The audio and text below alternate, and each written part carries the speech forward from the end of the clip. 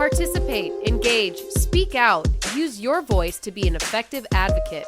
The Voices in Advocacy podcast examines the diverse landscape of advocacy, exploring the ins and outs of building influence, driving change, and creating champion advocates. It's now time for the Voices in Advocacy podcast with your host, Roger Rickard. I'm Roger Rickard with Reflections on D-Day and America's Future. As we pause to look back fourscore, to honor and reflect on the brave Allied soldiers that liberated a continent, my mind advanced to November, evaluating the reality that lies ahead for America's future. I am battling to find the right words to express my concern for the governing institutions of our nation. In my work, I am apolitical. I'm a nonpartisan who believes in the right of all citizens to speak up for their values and principles in a way that promotes constructive dialogue with a vision to answer problems. Us as Americans working together for a solution. We at Voices in Advocacy work to inspire and educate the citizenry on needing advocacy and engagement. We promote discussion over discourse and dialogue to bind up wounds of past transgressions as we perpetually move in the direction of a more perfect union. I am frazzled over the onslaught of crassness, indignation, and outright pettiness between fellow citizens driven by those we have chosen to represent us as elected officials. We can have honest disagreement over policy. In fact, I support this type of conversation. We can debate, discuss, and deliberate while doing so in an orderly manner.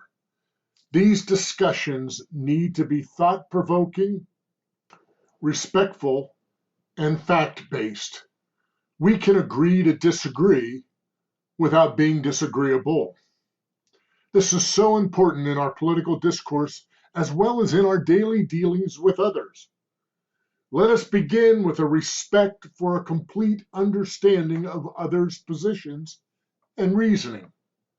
Engage positively and promote themes bound by commonality.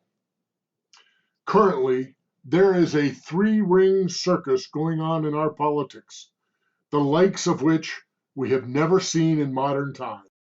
From both sides of the political spectrum, this disrespect and vile vitriol is unacceptable. Where is the civility of and for our fellow countrymen? It is downright disgusting watching our elected officials act like spoiled two-year-olds who do this for clickbait, campaign funds, and celebrity status with total disregard for the damage done to our families, friends, and their fellow citizens. They provide no value worth emulating. All they are doing is sowing seeds of dysfunction and chaos instead of actually working for the people of their district. We cannot validate their action. Folks, we cannot withdraw from engagement at a time when truth is too often denied. When are we going to say no to the never-ending attack on our American institutions, our fellow citizens, and our values? When are we going to seek citizens of high moral character and principles to serve in public office?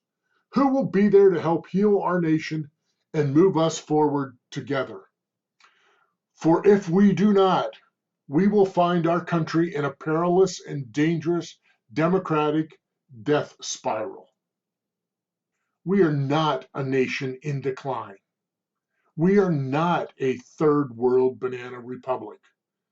We have a quality of life that most of the world envies. Our society thrives on the deeds of good people that do good acts for others without seeking acknowledgement or recognition. More of us need to act accordingly.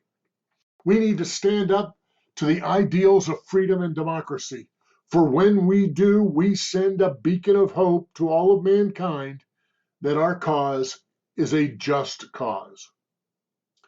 80 years ago, an Allied force turned the tide in the fight for freedom and democracy from the grip of a dictator and despot. They began a march from the beaches of Normandy to the city of Berlin. They freed the continent of Europe, and the world was and is a better place because of them. Many paid the price of their tomorrows for our today, which allows us to defend against tyranny and authoritarianism. What will America's tomorrows look like and act like?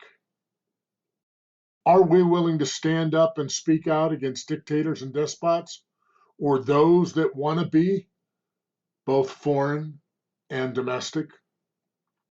Character, personal principles, and fundamental decency are among the many things on the ballot in November.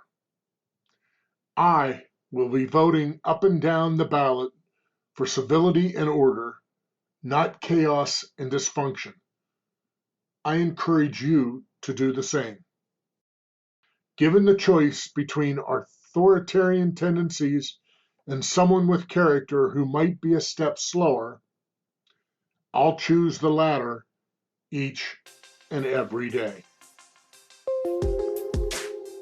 The views expressed by me are mine and mine alone, and do not reflect the nonpartisan work done by Voices in Advocacy on behalf of organizations throughout the country.